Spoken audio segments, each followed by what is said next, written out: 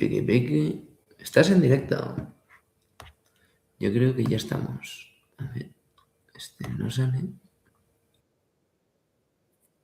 Ahí estamos. Muy bien. Dejar esto. Aunque no sé si... Bueno, no, porque escucharnos a nosotros mismos hablar a la vez que lo hacemos va a ser un poco raro. Pero bueno, aquí lo tenemos. Y lo voy a dejar así. Y con... No sé dónde se pone para ver los comentarios. Bueno. Ah, sí. Vale, pues nada. Esto es nuestro primer vídeo podcast de karate con Jesús Espiga, que vamos a hacer como una especie de miniserie de 11 episodios durante este verano. 11.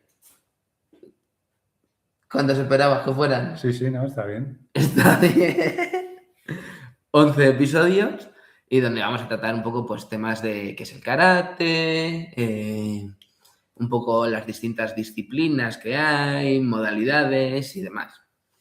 Y pues nada, si alguna vez nos queréis dejar alguna pregunta para que la respondamos en siguientes podcasts y cosas así, porque al final la idea de esto es más que se quede grabado y quede como datos para la historia. No sé si podré soportar esa responsabilidad. Bueno, empecemos. Lo primero, vamos a introducir aquí a nuestro querido sensei Jesús Espiga, que te voy a hacer una pequeña serie de preguntas, ¿vale? Pero vamos, lo primero sería, ¿cómo te presentas tú mismo cuando alguien te pregunta qué haces en el mundo de las artes marciales? Bueno, pues lo que hago es dirigir un club y enseñar karate en un club desde hace muchos años. ¿Cuántos años más o menos? Pues en Soto empezamos en el año 2003, me parece que fue, en Soto del Real. Y anteriormente yo daba clase en el club de mi maestro, en el gimnasio Yamasita, en la calle Segaray, en Madrid. Y estuve en la Facultad de Económicas y Empresariales, en el campus de Somosaguas, también dando clases un par de temporadas. Y anteriormente en el Karate Club Málaga, en Málaga. Entonces, prácticamente en el mundo del karate, no de forma interrumpida, porque siempre hay algún momento, alguna circunstancia de tu vida que te impide realizar la enseñanza, pero vamos, desde 1983 aproximadamente. Aproximadamente unos 40 años más o menos. Sí, más o menos. Solo sí. 40 años. Muy bien. ¿Cómo y en qué momento de tu vida descubriste el karate? ¿Qué fue exactamente lo que te enganchó desde el primer día al karate? Bueno, ¿cómo descubrirlo? Vamos a ver, nosotros vivíamos en Madrid, en una zona en el norte de Madrid, cerca de la Dehesa de la Villa, que es un parque natural que es propiedad de todos los madrileños actualmente. Entonces había unas casitas al lado con un pequeño patio y todo eso. Entonces mi padre un verano se presentó en las vacaciones, porque él trabajaba en Alemania, era emigrante, y entonces se presentó un verano, en el mes de agosto, de vacaciones, con un señor japonés que se llamaba Kiyoshi Ogawa, que hacía karate Goju-Ryu en Düsseldorf y que era su maestro. Kiyoshi Ogawa, sí. Nos lo guardamos apuntado. Sí. Entonces, en el patio de mi casa, precisamente, es donde ellos entrenaban de vez en cuando y yo me unía. Iba con ellos a la de Saravilla y hacíamos Seikensuki y todo eso. Y eso te estoy hablando del año 68. Cuando yo tenía 7 años lo descubrí. Como descubrimiento se fue. Y me parecía todo muy fácil. Yo decía, esto es una tontería. Esto lo hago yo en cualquier momento. A los 7 años más o menos llegó tu padre un día, porque venía de Alemania, que conoció a... ¿Cómo se llamaba? A Kiyoshi Ogawa. Maestro Ogawa. No lo conoció, era su maestro, era su profesor.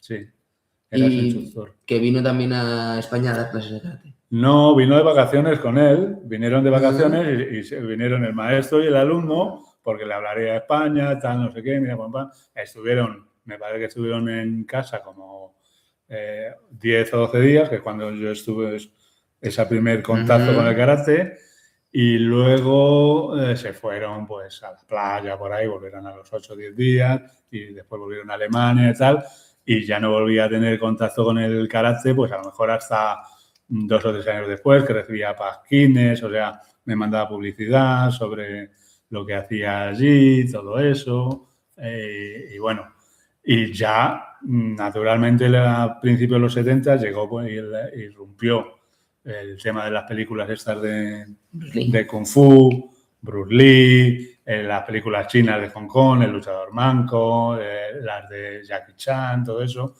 Y sobre todo la serie de Kung Fu de David Carradine, que hizo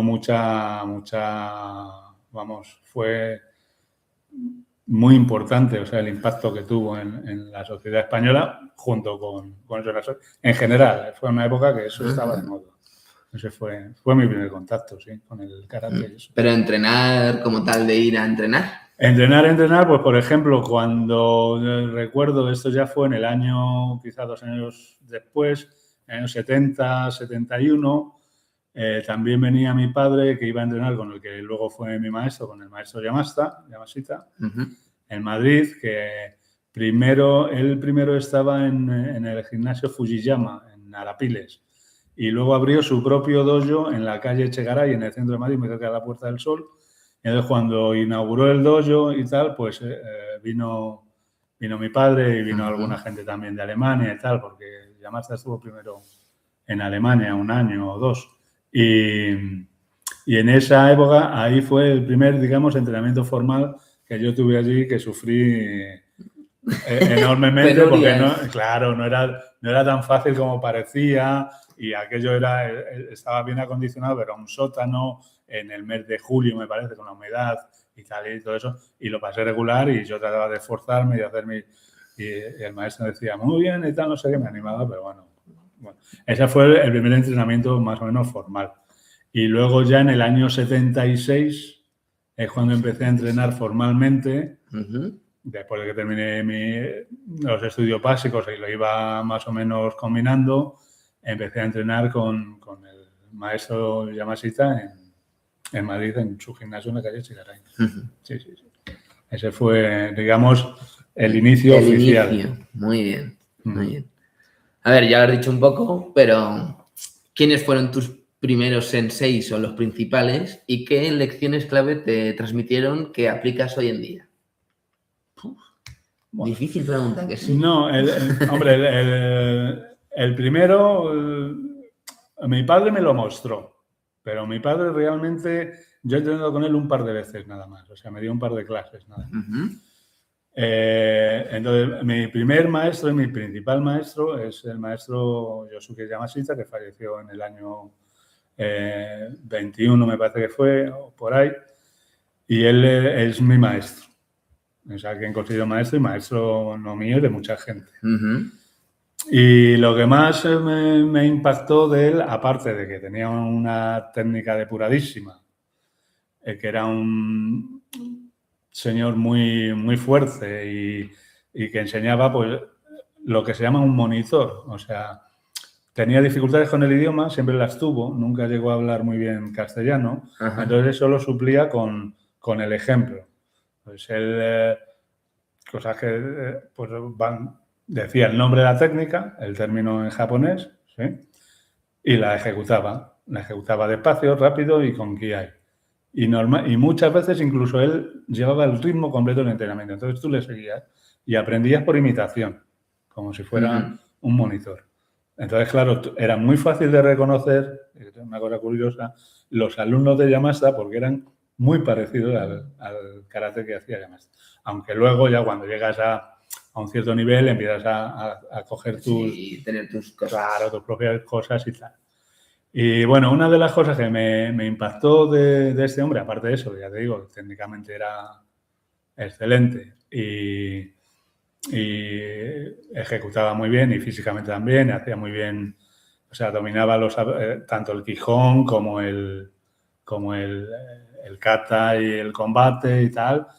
y le gustaba mucho el kumite era muy duro, se hacía kumite en Neko Ashidachi y endurecimientos y tal, o sea, un karate muy tradicional y muy japonés. Luego hablaremos de eso.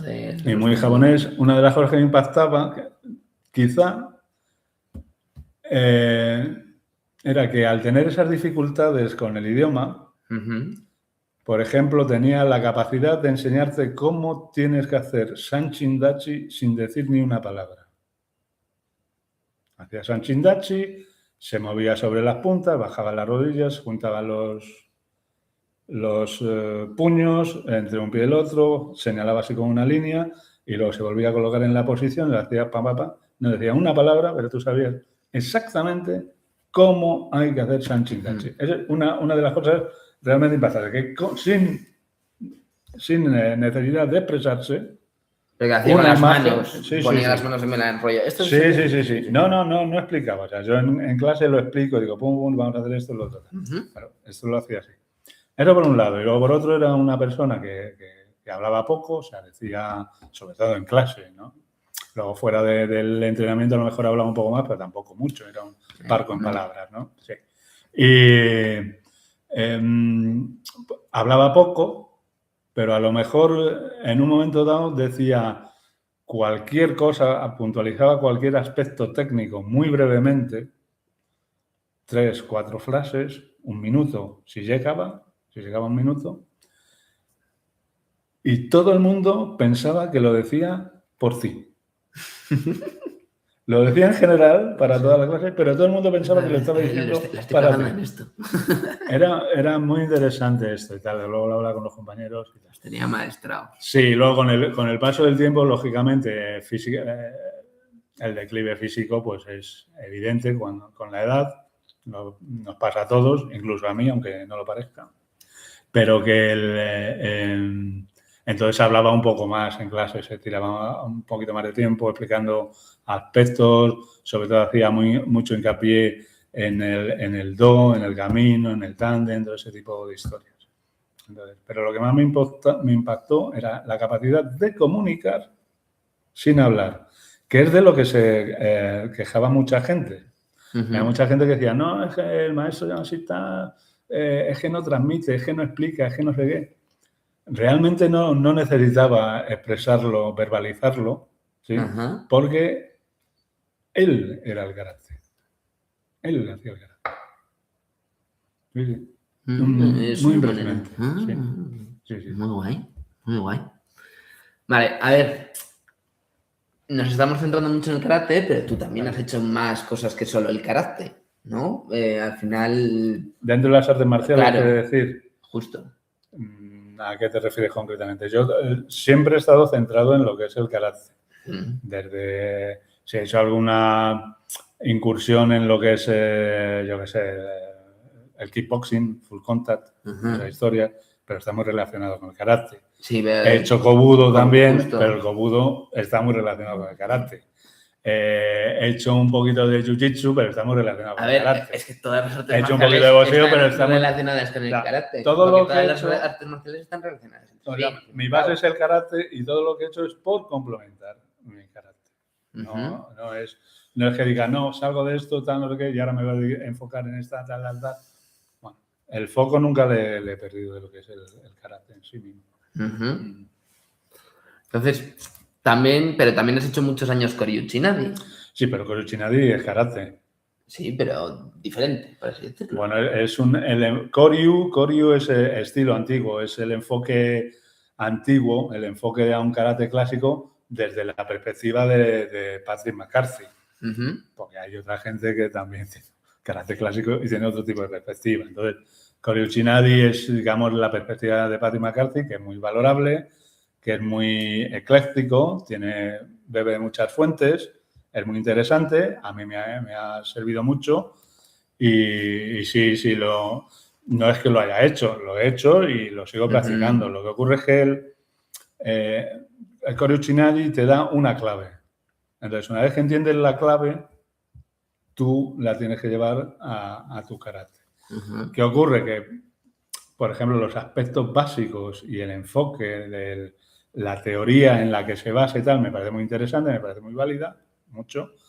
Pero, por ejemplo, ellos hacen trabajos de catas de plantillas y tal que no están en mi estilo.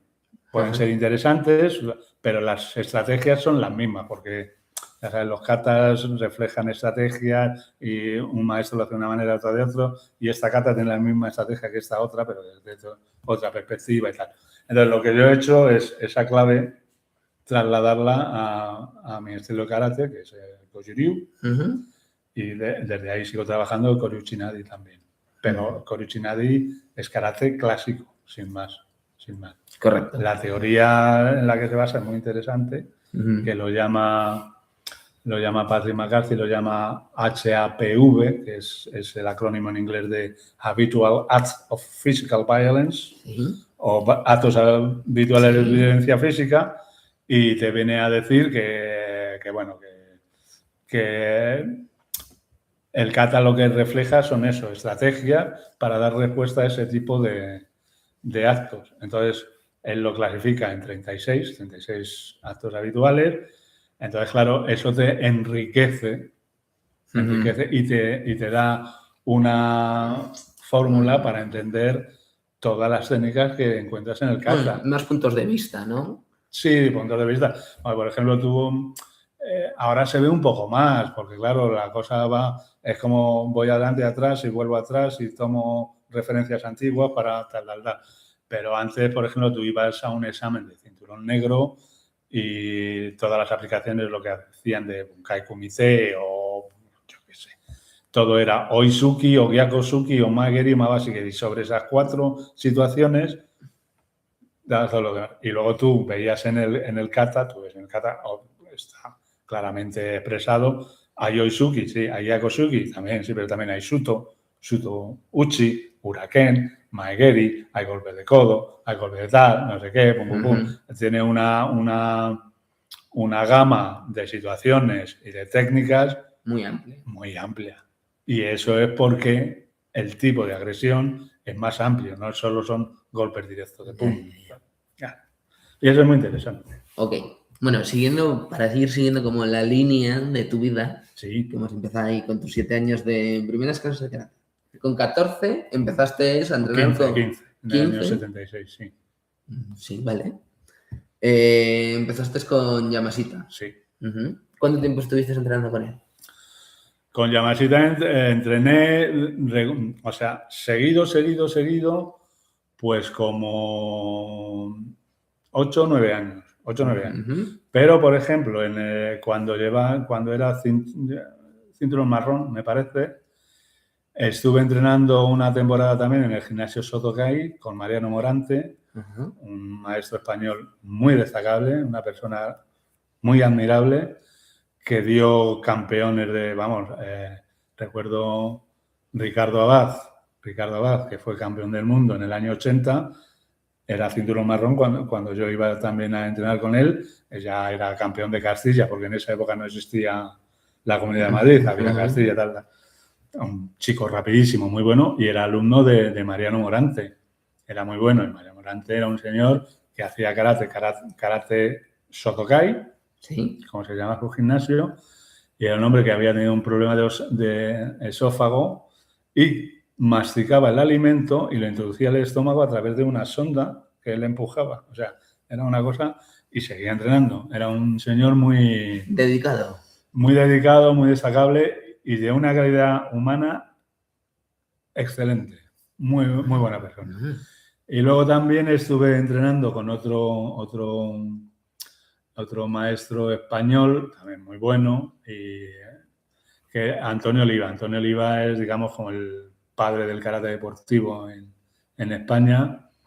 Tenía un gimnasio, además, muy cerca de la casa familiar, de la casa de mi abuela, en la calle Bramurillo, que se llama Europe Karate Club, que empezó allí también. ¿Europe Karate Club? Sí, empezó allí Dominique Valera, que era un francés, con él también entrenado. Porque Dominique Valera empezó con él, o sea, tuvo un problema, hacía karate deportivo muy bien, era muy bueno, hacía muy buenos barridos, un señor grande, francés, muy deportivo y que siguen activos, yo creo, de alguna forma. Y tuvo un problema en el Campeonato del Mundo del año 72, 73, puede ser, en Long Beach, en Estados Unidos, en California. Y yo qué sé, tuvo un encontronazo allí, un antideportivo con árbitros, y le expulsaron del mundo del karate deportivo así por la buena. Y no pudo volver a competir. No pudo volver a competir. Entonces Bueno, él se pasó a lo que era el full contact y introdujo el full contact en Europa, y en España lo introdujo también a través de este karateca, de María Morante, y su hijo, que su hijo era pues como una copia de Dominic Valera, desgraciadamente sin el mismo talento. Pero bueno, y bueno, y empezó con eso, sí, pero bueno, pero también bueno y tal. Y Dominic Valera abrió el club este que te digo, Europe Karate Club, allí, y luego se quedó Antonio Oliva y tal. Dominic Valera fue durante una época el director, no sé si era el sí, el encargado de la sección de karate deportivo, de comité, que en aquella época era todavía la Federación Española de Judo, porque karate no era independiente. Era judo y karate estaba dentro del judo. Entonces él era como el seleccionador nacional de karate comité.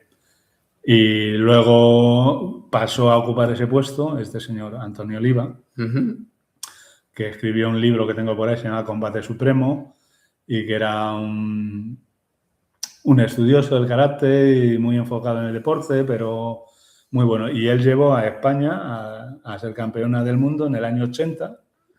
Fue la primera vez que fuimos campeones del mundo como equipo. Y Ricardo Abad, en los pesos ligeros, también campeón del mundo con 18 años tenía Ricardo Abad, en el año 80, 18, 19. Sí, muy bueno. Entonces, hasta esa época, hasta el año 80 y tal, yo mi base era el maestro Yamashita, pero también alternaba el entrenamiento, el karate más enfocado a la competición. ¿Fuiste a competir? Con estos dos señores. Sí, lo que ocurre es que dentro de lo que es el ámbito del general, también, además, fue justo cuando saqué el cinturón negro en el año 80. En el año 80 yo saqué mi primer dan. Justo por ese año, mi maestro tuvo una serie de digamos, discrepancias con la federación y decidió organizar su propia asociación, la asociación Goju-Ryu Karate-Do en España, y darle más importancia a esa asociación que al estamento federativo. Bueno, sobre eso podemos hablar, pero bueno, en total, que al final nosotros nos pasamos, y era una época, a finales de los años 70, primeros de los 80, que había mucho interés por el karate, haciendo Goju-Ryu de nuestra línea, no sé lo que habría en España, pero podría haber 10.000 personas o más, 10.000 practicantes o más. 100.000, dirás. No, de Goju, solo de Goju Kai. De karate había mucho más. Entonces yo empecé a competir, primero estuve compitiendo, fuimos como equipo, me acuerdo todavía de la competición del equipo y tal, al campeonato de Castilla en aquella época, que era cinturón azul o cinturón marrón, me parece, y nos tocó en la primera ronda, me parece que ganamos, y en la segunda ronda competimos contra Antonio Oliva, el equipo de Antonio Oliva, a los que yo conocía y tal, y bueno, pues yo perdí. El siguiente combate creo que se perdió. El combate del medio, el tercero, lo ganó Javier Sada. Javier Sada era un karateka, es un karateka excelente. Pero el cuarto también se perdió, con lo cual 3-1, pues se acabó Italia. Y luego pues fui a campeonatos de Castilla con suerte desigual, sobre todo porque es el principio, era, ya te digo, cinturón azul, cinturón marrón. Y hice también algunos con Antonio Oliva, que organizaba todos los años, que venían además alumnos de mi padre en Málaga también, a competir. y competía con ellos, o competía con el equipo de Andrés Congregado, o competía, porque ya Masta no iba, ya estaba con esos rollos y tal. Entonces iba como me cogía, oye, que necesito un competidor, compite tú, ven, Jesús, compite con este, compite conmigo. Tal. Vale, eres un poco como el mercenario. Sí, no, pero sí, cobrando 0 pesetas. Cáchisela. No. Y luego entonces, a raíz de que organizó aquella asociación y organizó sus propios torneos. Primero eran torneos de ámbito local, ¿sabes? De Madrid, los 4 o 5 gimnasios que había, que eran, pues, en Televisión Española tenía un gimnasio que hacía Goju-Ryu. Paco Olmo tenía su gimnasio, el Karate Club. Miguel Ángel Noblejas, me parece que era también. ¿Cómo se llamaba este? Congregado, que lo tenía en Talavera, pero también venían. Bueno, esta gente, ¿no? Primero a nivel local y luego se hacía ya a nivel nacional, ya con gente de Málaga, Barcelona, San Sebastián, bla, bla, bla, bla. Y ahí es donde yo empecé a competir un poco más seriamente. Después de estar en el ejército, que fue la primera vez que competí un poco así serio, que fue en el año 82. El año 80 yo saqué el cinturón negro, primer dan.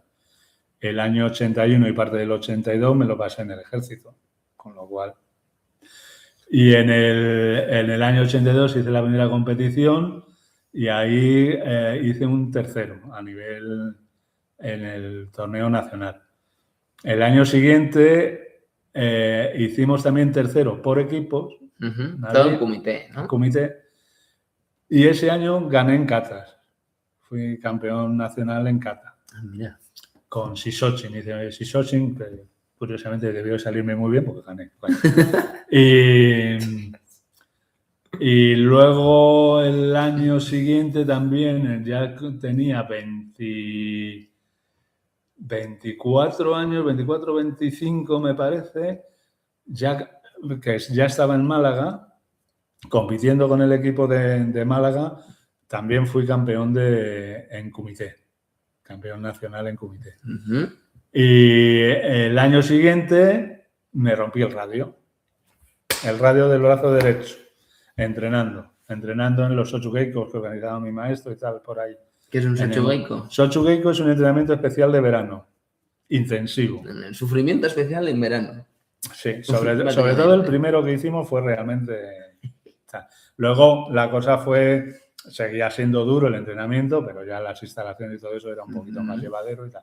Pues en uno de estos, estábamos haciendo comité bajo presión, que era 2 contra 1, 3 contra 1, lo que fuera y tal, pues en uno de estos que yo estaba boom, me resbalé en el césped, caí mal y me rompí el radio del brazo derecho y eso me retiró de la competición completamente. Entonces, como yo estaba dando ya clases en Málaga, decidí volverme con todo el dolor de mi corazón por desavenencias con mi padre y de mi corazón y de mi brazo, iba a decir. Y fue llegar a Madrid y mi maestro me ofreció dar clases en su gimnasio para niños, con los niños, porque el chico que estaba además allí, Juan Carlos, que también era muy, muy majo, buen karateca, Juan Carlos también había tenido una lesión importante de rodilla y tal, total. Bueno, rodillas. Y me dijo, bueno, yo cogí aquello y luego empecé ya con los que conocía de la universidad, me dijeron, el club que había en Somosaguas, me dijeron de hacerme cargo de las clases del club de Somosaguas y empecé allí con el club de Somosaguas a dar clases y tal. Pero mi época de competidor, pues fue eso. Ya, y se acabó. Pues, ya, y se acabó. Sí. Porque una lesión grave te... Ya, es que hombre, ahora todavía, yo creo que en esta época todavía lo puedes salvar. Pero en aquella época, claro, es que la recuperación... O sea, yo no pude hacer un Gyakusuke y pegar un Makibara con fuerza.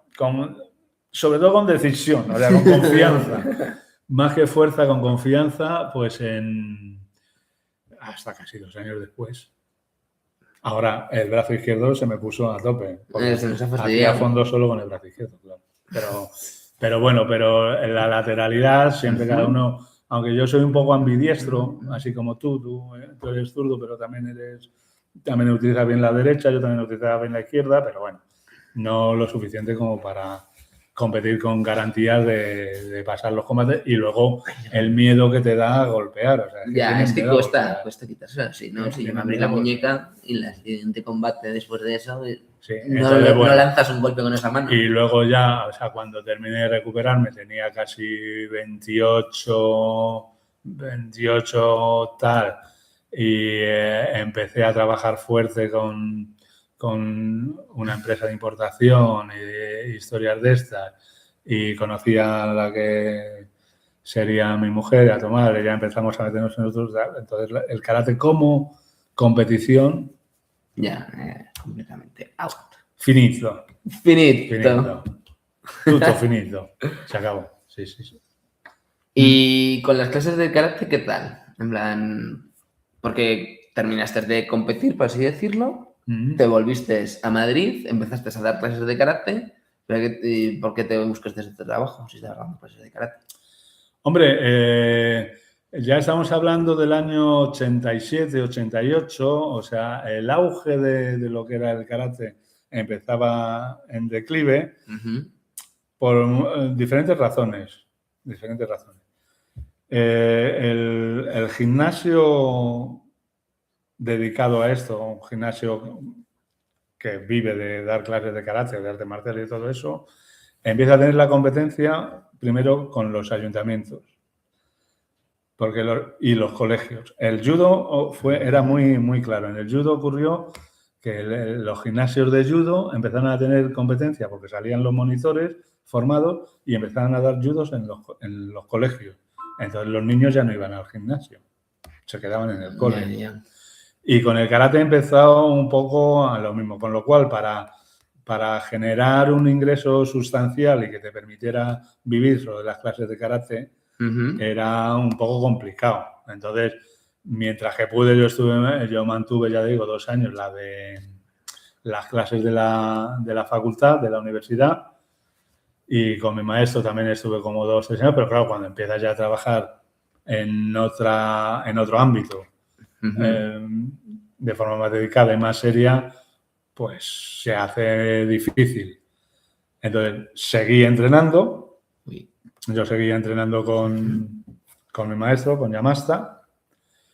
En esa época, de forma regular, pero no... O sea, antes entrenaba lunes, miércoles, viernes, y cuando competía lunes, martes, miércoles, jueves, viernes, sábado y domingo incluso, que eso es una de las cosas que me gustaría puntualizar, porque la gente se enamora de esto, del karate, sobre todo cuando lo ves desde fuera, pero cuando te metes a hacerlo te das cuenta de que no es tan fácil, que requiere un esfuerzo, dedicación, tal, todo esto.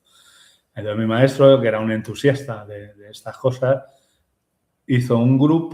primero hizo un grupo de entrenamiento al aire libre en la naturaleza y quedaba los domingos en la casa de campo a las 9 de la mañana el domingo. Entonces yo fui al primer entrenamiento y éramos pues como 20. Fuimos por allí a correr, hicimos Sanchin, tal, no sé qué, Badatín, Maguer y ladera arriba, ladera abajo, y subía, bueno, esas cosas. Y bien, y la semana siguiente pues fuimos otra vez, pero ya en vez de 20 éramos como 10. Y la tercera semana éramos 3.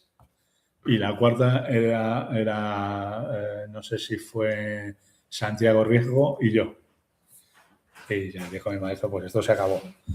Y él seguía entrenando, él iba entrenando, pero ya no invitaba a nadie, porque ¿para qué voy a esperar invitados si no vienen?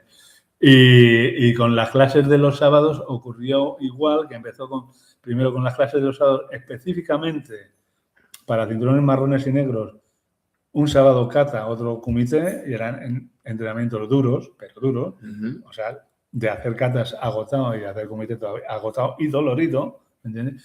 Y ocurría lo mismo, que al principio era solo para marrones y negros, y pues igual, la primera vez va mucha gente, la segunda menos, y al final dijo, bueno, pues lo que vamos a hacer, voy a hacer una clase, pero regular, abierta a todo el mundo. Entonces, los sábados había una clase que era de 12 a 1, pero una clase normal al final de competición, en una clase más. Entonces yo en aquella época, en el 88, 89, pues yo seguía ahí con las clases estas y luego pues ya empezaba a ir, pues a lo mejor lunes, miércoles y viernes.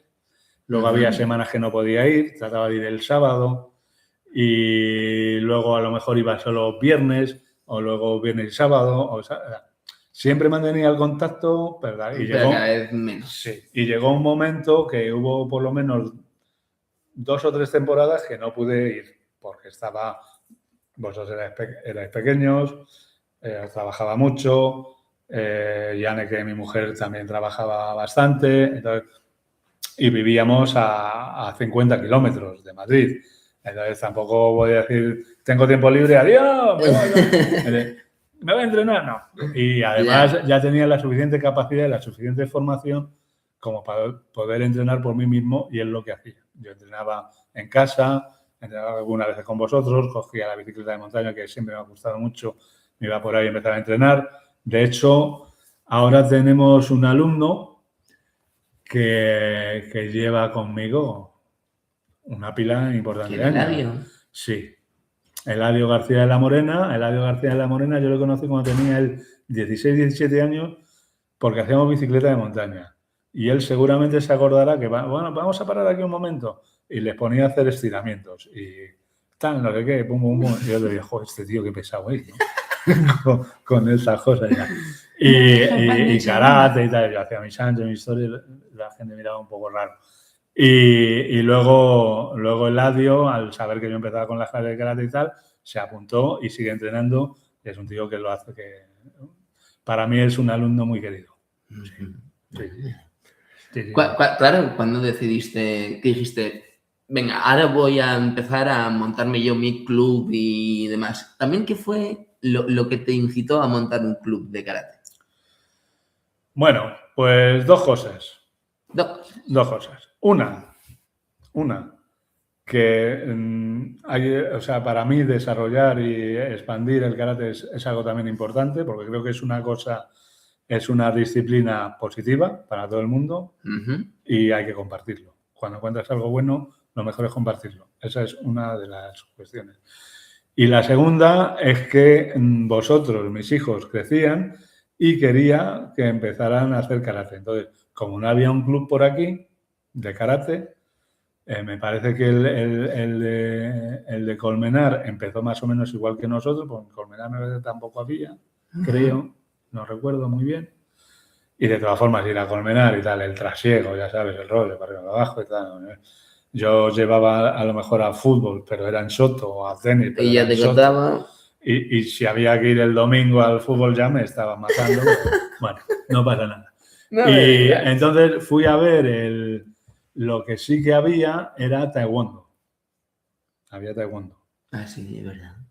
Y fui a ver un entrenamiento y, bueno, no me convenció mucho el enfoque.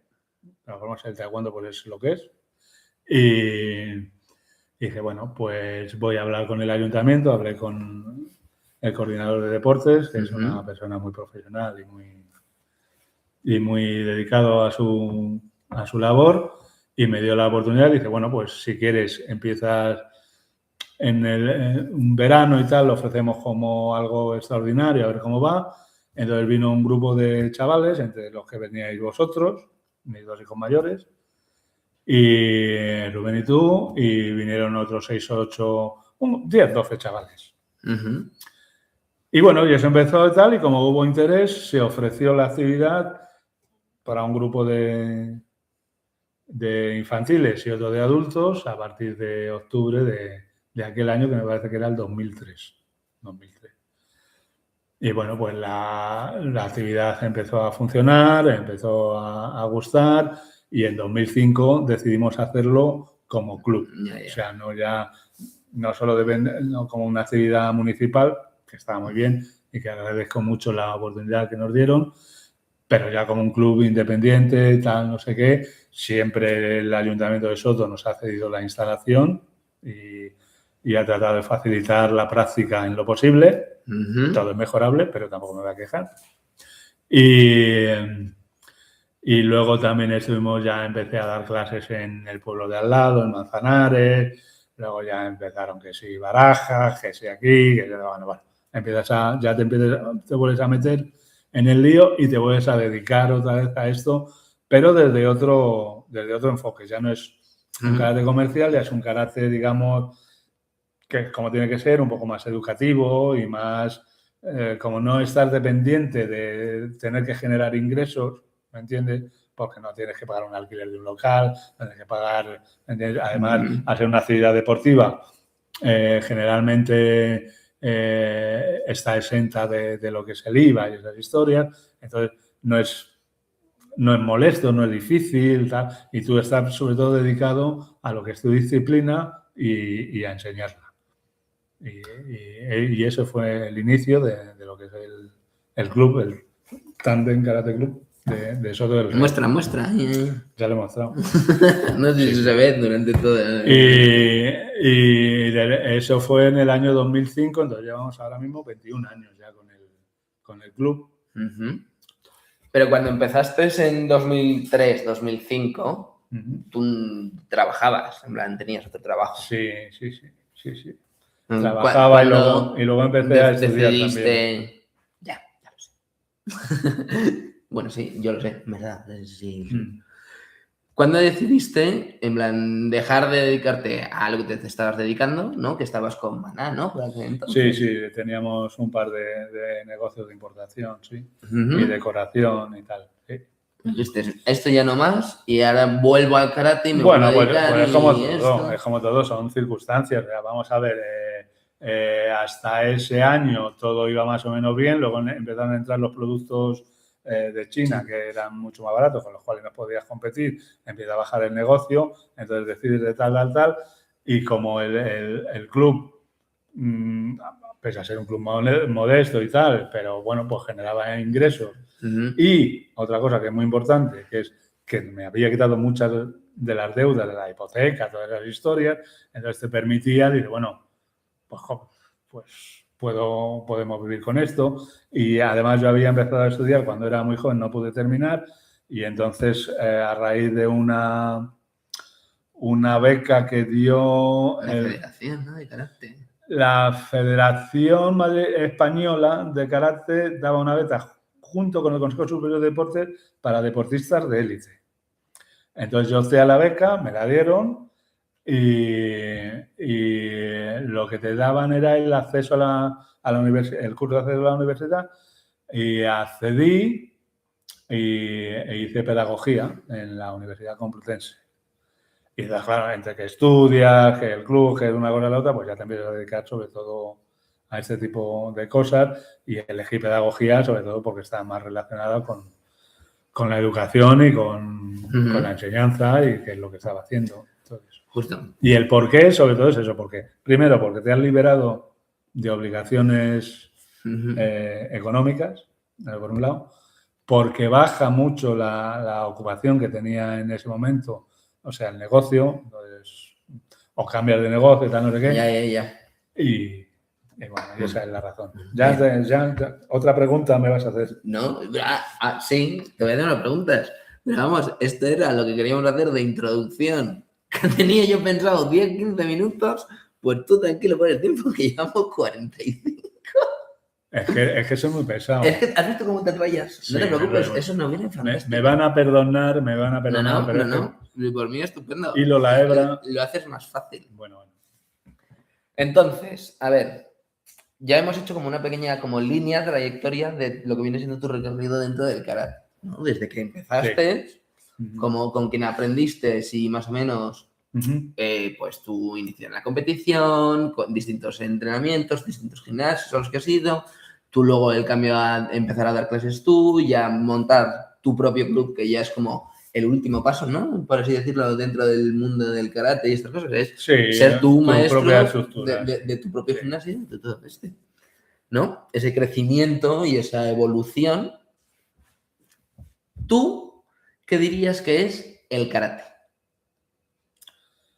El karate es algo muy amplio. Hay quien lo define como un arte marcial, lo es, porque su origen parte de estrategias de lucha elaboradas y sofisticadas, por lo cual tiene una cuestión de lo que es el jutsu, que es el arte, ¿sí? Y marcial porque bueno, no es realmente de guerra, porque una de las cosas que oía uno de, no sé si fue a mi maestro directamente o a otro de los maestros con los que he entrenado, que me dijo que el karate no es para vencer, no es para ganar, es para no perder. Es un matiz importante. Entonces, bueno, sí es un arte marcial, pero es una disciplina que tiene múltiples facetas y múltiples enfoques y es muy, ¿cómo te diría yo? Da respuesta a casi la mayoría de las necesidades de la persona que se acerca a la práctica, ¿sabes? O sea, tú puedes hacerlo como una práctica deportiva, porque es un deporte, es una práctica física, pero también puede ir más allá y es puramente introspectiva. De hecho, yo conozco gente que se ha metido en esto y en las técnicas de respiración está muy relacionado con el yoga también, sirve como forma de superación personal y de crecimiento y luego pues tiene una construcción sobre los elementos de lucha de una sofisticación y de una profundidad en cuanto al conocimiento de la naturaleza humana que para mí es fascinante, ¿entiendes? O sea, es algo de lo que yo llevo muchos años haciéndolo y hay días que me levanto que he estado durmiendo y que sigo aprendiendo cosas y sigo elaborando cosas y sigo viendo cosas que no había visto el día anterior. O sea, es muy amplio y es muy, para mí es muy interesante en ese sentido y luego que fundamentalmente es eso, que satisface todas las expectativas. A todo que se acerca de una forma u otra, y casi la mayoría de la gente que lo deja es o por falta de tiempo, o por lesión, o porque ha considerado que ha llegado a su meta, o por cuestiones familiares, o por salud, o por tal. Pero nadie lo deja porque no le interese el karate o porque lo que ha encontrado no es interesante o no tiene la enjundia o la profundidad suficiente de lo que iba buscando. Hay gente que dice, no, es que yo... que dicen, no, es que no vale para... Bueno, eso es desconocimiento puro también. O que no, es que a mí... Y lo empiezan a comparar con el MMA y esas cosas y tal, no sé qué, que tienen que ver con las artes marciales, lo que tiene que ver un pepino con una piedra. Es lo que tiene que ver con las artes marciales, el MMA. Los llaman así porque les gusta a ellos llamarlo así, pero no. Y claro, si tú lo que buscas es romper el cráneo a alguien, está en el karate, pero no es su objetivo. Y si tu objetivo es ese, entonces obviamente pues tienes que ir por otro camino. Pero está también, también está. Lo que pasa es que, claro, vamos a ver, si tú ves... Yo he visto el Tameshi Bari. El Tameshi Bari es una de las partes del karate que es una demostración de la fuerza de lo que puedes, de la brutalidad, ¿no? De la eficacia del este. O sea, tú coges, hay gente que utiliza trucos, pero yo he entrenado con maestros que no son, que es su entrenamiento, endurecen la mano, endurece, pum, pum, pum, golpea, makibara, no sé qué, bla, bla, bla. Y a mi maestro, yo he visto romper unos ladrillos de este porte. ¡Viva! De susto, lo rompe. Roto. Pero es que he visto al maestro Churoka romper 12 tejas con la cabeza, de un cabezazo. Es decir, es la demostración de que si quieres romper la cabeza a alguien, se la puede romper. Pero no es el objetivo. ¿Entiendes? Entonces, no confundamos los Es como tener la capacidad Tiene la ¿No? capacidad, pero no es necesario. Pero, ¿por qué lo vas a hacer? No, ¿Por qué objetivo? porque el karate es, ya te he dicho que es para no perder, y es un camino construido sobre el pacifismo, no sobre la violencia, es sobre el manejo de la violencia para darle la vuelta. Sí. Entonces, eso es más o menos el karate. Luego, si quieres, consideraciones de la palabra, la etimología, cómo está, la filosofía, obviamente, es el contexto cultural donde se desarrolla, pues influye, lógicamente, el budismo, el sintoísmo, las costumbres sociales de Okinawa y de Japón, tiene su influencia, obviamente, en lo que es el karate, porque es una disciplina, un arte que nace ahí y que eso le da sus características también, ¿entiendes? Pero karate como karate y el significado de karate de mano vacía, karate do que es el camino, karate do, el camino de la mano vacía, eso se instaura en el año 36, en 1936. Antes se llamaba Tode, que era la mano china, Okinawa Te, o vete tú a saber, o Naha-te, diferentes enfoques y palabras que tenían otro significado. Claro, karate como camino de la mano vacía de 1936, concretamente desde el 25 de octubre, que es cuando se celebra el Día Mundial del Karate. Sí. Interesante. Sí. Vale, pues bueno, viendo un poco esto también de karate, a ver, puedes entender también que dentro del karate hay como distintos apartados. Es decir, tienes el karate más enfocado a la competición, ¿no? Pues, como tú mismo lo has dicho, Sí. de demás. Luego un karate más tradicional, que podría ser el entrenamiento que hacía tu maestro. Sí, el entrenamiento Jabalista. Y luego como una vertiente un poco más actual, ¿no? De un karate un poco más moderno, donde se utiliza un poco más de trabajo por parejas o de aplicar a la defensa personal con cuchillos o este tipo. Bueno, el tema de la defensa personal con cuchillos es otro mundo. Bueno, esto no lo vamos a en tocar. verdad sí. No, es eso tontería lo que acabo no de tiene nada que ver. O sea, el karate como deporte de competición es como cualquier otro deporte de competición. Requiere dedicación, exclusividad, disciplina y además es especialización. Como cualquier otro deporte de competición. Y si lo quieres llevar a la élite, al máximo nivel, pues es entrenar, repetición, bla, bla. Como cualquier otro deporte. ¿Cuál es a nivel? Es un deporte de lucha, entonces cada uno tiene sus reglas, las reglas se están modificando, igual que en el fútbol ahora tiene modificaciones y tal, no sé qué. Cualquier deporte de competición, pues tiene sus reglas, se basa en reglas y se va. Entonces, hay una regla que lógicamente es difícil de explicar al profano, a la persona que lo ve sin saber realmente de lo que va. Es claro, si tú pierdes el control, si tú golpeas a alguien en la cara y le haces daño, como ya te he dicho que es para no perder, no es para romperle la cara a nadie, lo puedes hacer, pero no es el objetivo. Entonces, lo que a mí me parece muy interesante del deporte, de la competición de karate, es que premia el control y penaliza su falta. O sea, para mí eso es muy, muy interesante y muy importante. ¿Qué ocurre? Que si el que lo está viendo no entiende esa regla y ve que uno le pega una patada en la cabeza al otro, le deja cao y resulta que pierde el combate, pues bueno, esto no era verdad. No, es que no es saber quién deja cao a nadie, no. Porque es que además no es importante, o sea, yo utilizo muchas veces el símil de los perrizos y los perros. Tú tienes un perro. No es el objetivo pero porque se entiende que la capacidad ya la tienes. Ya la tienes, claro. Porque demuestras más que tienes más capacidad cuando controlas que cuando pierdes el control. Y obviamente. Es más difícil. Y hay muchas veces que incluso en este tipo de enfrentamientos a lo bestia, de buscando el caos, hay veces que muchas veces el caos se busca y se consigue en la combinación y tal. Pero hay otras veces que le das por casualidad, así a la remanguillé y le has dejado caer. O sea que tampoco me entiendes, es falta de control.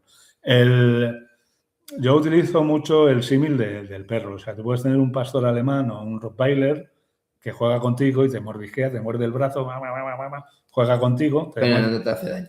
pero no te lo arranca. Y podría hacerlo. Pues el karate es un poco parecido en ese sentido. Eso por un lado.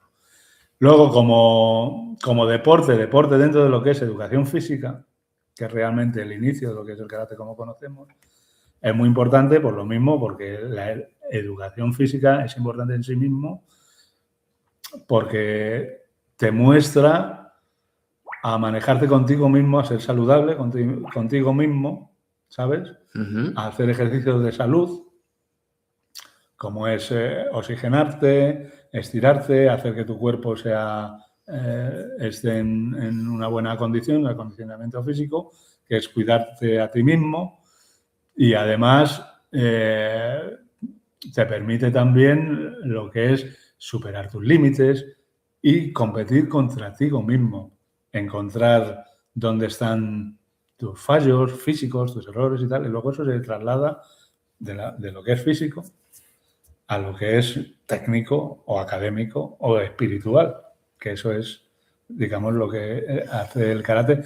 Y la educación física en sí mismo sí se toma como tiene que ser la educación.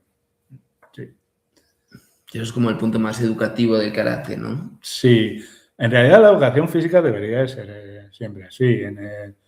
Esto en karate en las artes marciales hay una máxima que es Bunburyo-do, que es el camino paralelo e inseparable del lápiz y la goma y la espada. ¡Ay!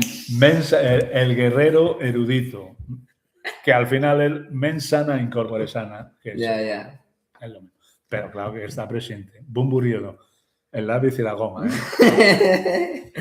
Perdóname, estoy fascinado. Bueno, y... Para eso estás tú aquí. Tú eres el sabio. No, sabio no. Sabio erudito. La que llevo mucho tiempo en esto. Entonces ya te digo, es el guerrero erudito y el símbolo es como una pluma y una espada. Bunburyo. Muy interesante. Bueno, pues ya más o menos hemos hecho una hora. Más o menos... Bueno, llevas una hora prácticamente de palique. Es que soy un poco... Chapas, no.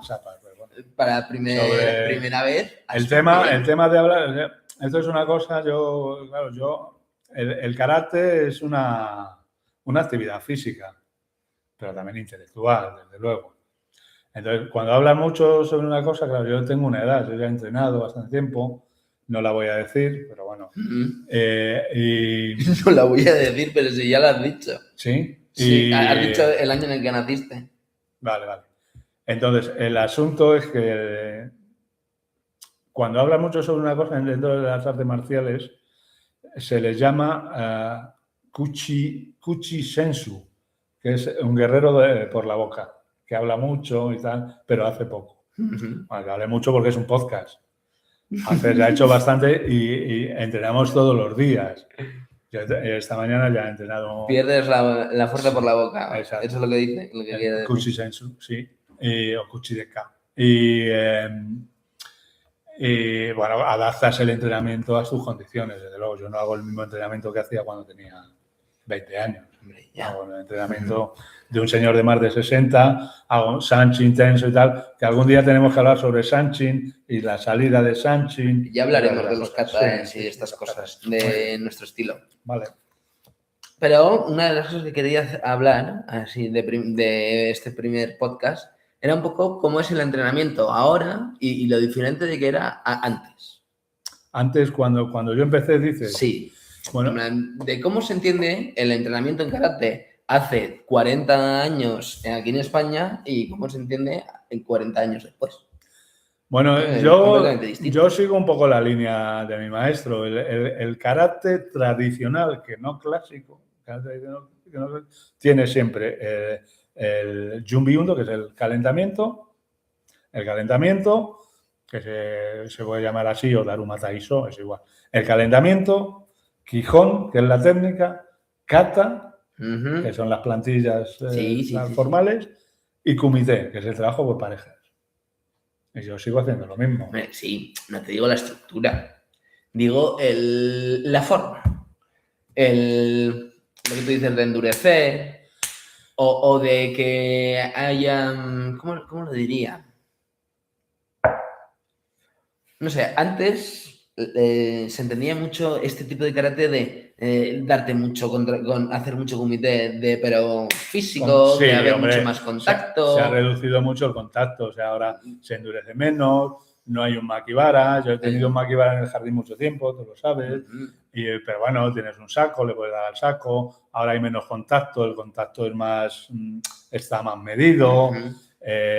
También hay una cosa. El pelear en Ekuashidachi. Claro, vamos a ver, tú peleabas en Ekuashidachi y tenías el riesgo de romperte el dedo de un pie era muy evidente y solía ocurrir. Pues no pasa nada, luego te lo vendas y tal, no sé qué, pero pasas 2 días fastidiado. Y si luego además trabajas, yo qué sé, en la calle o eres el cartero y tienes que andar, pues no puedes andar con el dedo así.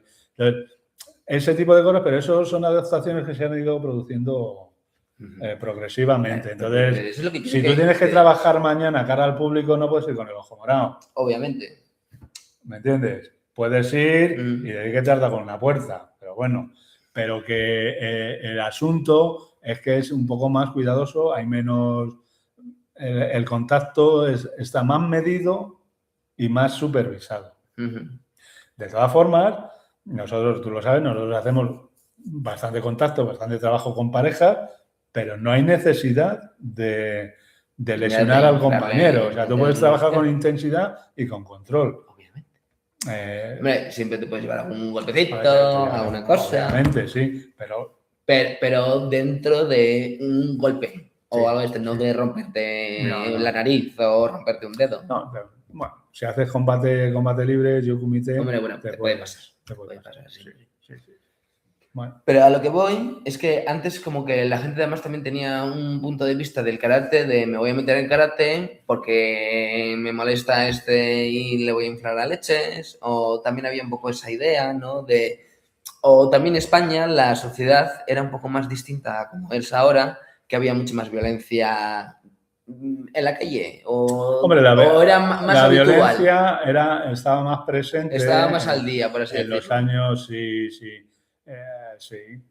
había más violencia. En los años 80 además hubo un problema en la sociedad española con el consumo de droga muy serio, y eso trae mayores problemas. Y los años 70 no es que hubiera tal, pero la gente resolvía los problemas a puñetazos. O sea, era un poco, yo hablaba una vez con un practicante que decía, refiriéndose actualmente, no, es que ahora la gente tal no sé qué, no discute tal y al final no se pegan porque tal no sé qué, porque están acojonados, porque esto, porque lo otro.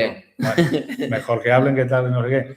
No, lo que ocurre es que antes a lo mejor era más difícil, las matrículas no estaban registradas, ahora tú tienes cualquier problema y tienes una nómina y una afiliación y prepárate a pagar, como hayas... Entonces, la sociedad evoluciona. La sociedad evoluciona, el entrenamiento evoluciona, porque el karate se adapta. Forma parte del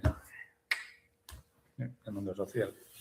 Bueno, y ahora hemos hablado de una cosa así atrás, vamos a entrar en algo así un poco más actual. Ya terminamos. Si es lo último.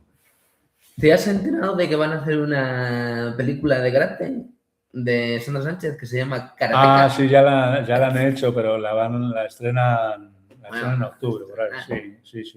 Hay que ver. Sí, la veremos, hombre. Sandra es una excelente karateka, katas, pero en general es una excelente karateka. Yo coincidí con ella hace mucho porque ella es alumna de Javi Pineño, que es el actual presidente de karate de la Federación de Castilla-La Mancha, y Javi Pineño era alumno de Yamasta, de mi maestro. Y yo coincidí con Javi Pineño entrenando. Él ya era cinturón negro cuando yo empecé. O sea, que lleva haciendo karate. La tira. Y ella era alumna suya y alguna vez vino a entrenar. Y yo creo que hemos coincidido en algún entrenamiento. Y llamaba la atención porque era una chica con muy buenas condiciones. Y luego la otra vez la he visto en algunos campeonatos y sufría porque no llegaba a ser recompensada, porque la medida siempre la ha dado, pero la recompensa no, Ya, no eso es más difícil, ya sabes, que lo que es el juicio del kata y del ya hablaremos karate del mundo del karate, es un poco de la subjetivo. competición. Entonces luego en un campeonato de Europa de karate que estuvo tu hermano mayor, que quedó tercero por equipos y tal, y ella ganó en su categoría en Barcelona, fue la última vez que coincidí y tal, y luego en el funeral de mi maestro. Y en muy buena karateca, su karate de base es Goju-Ryu, aunque hace kata de todos los estilos. Ahora últimamente empezó con el Papuren, que lo llaman, que es una adaptación de Naporen y tal, no sé qué. Y lo hace muy bien y tuvo muchas dificultades para llegar a donde está, muchas dificultades, pero lo ha conseguido y bueno, veremos la película y hay que apoyarla primero porque es muy buena karateca, o no sé si primero porque es muy buena karateca, o primero porque es muy buena persona, y segundo porque es muy buena karateca, o primero porque es muy buena karateca y luego porque es muy buena persona. Y porque se ha esforzado mucho para llegar a donde está y está recogiendo la recompensa que se merece. Como tiene que ser. Sí. Pues bueno, pues muy bien. Pues ahora, pues con esto cerramos el primer episodio. Estupendo, pues nos vemos cuando tú quieras. No, hombre, la semana que viene. Me has sometido a un tercer grado, pero bueno, está bien. Todos contentos. Sí, hombre, pero si tú te has ido por la rama todo lo que tú has sí, más. Vale, pues será porque soy del mono borracho a la sombra del tigre. Pues bueno, pues bien, pues nada, pues hemos terminado. Estupendo. Si alguien nos sigue viendo, pues que no sé si se puede comentar, porque no he visto la caja de comentarios en ningún lado, no tengo idea, pero debería estar por ahí. ¿Tú crees que alguien lo habrá visto? Puede ser, o que se la haya dejado ahí de fondo, bueno. a nosotros escuchándote, sobre todo a ti. Sí, pero bueno, que si nos queréis dejar algún comentario o cualquier cosa para el siguiente podcast o alguna pregunta o lo que sea, sí, muy bien. Todo es bien recibido y nada. Si lo sabemos lo contestamos y si no, pues ya buscaremos a ver en dónde internet, está la respuesta. Lo que sea. Pues muy nada, bien. Con esto y un bizcocho, hasta la semana que viene a las 8. Chao. Opa. Finalidad.